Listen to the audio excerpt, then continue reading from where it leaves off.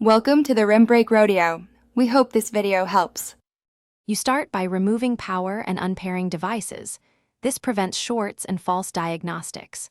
Once done, use a 1/4 screwdriver to open the case and place screws in a labeled tray so reassembly is fast. Make sure to work on an anti-static mat to protect sensitive components. You will inspect the PCB visually under a magnifier for corrosion, broken traces, or blown capacitors. These are the likely culprits and deciding factors for the next steps. You now focus on electrical diagnosis and targeted repair.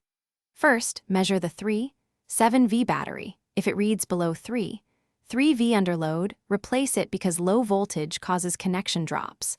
Then probe power rails and antenna traces with a multimeter to locate opens or shorts. If you find cold solder joints, reflow them with a hot iron and add flux. Replace any bulged electrolytic capacitors or cracked connectors. Keep track of component polarity and orientation, so the module functions correct. You finish by carefully reassembling the receiver, making sure the PCB seats evenly and screws are snug but not over-torqued. Once enclosed, power on and pair with your device.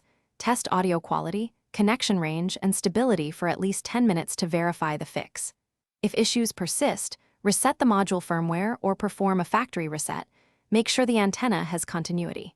If intermittent problems remain after these steps, consider replacing the Bluetooth module. This often resolves persistent, unexplained failures. Thanks for watching. Consider subscribing if we helped you.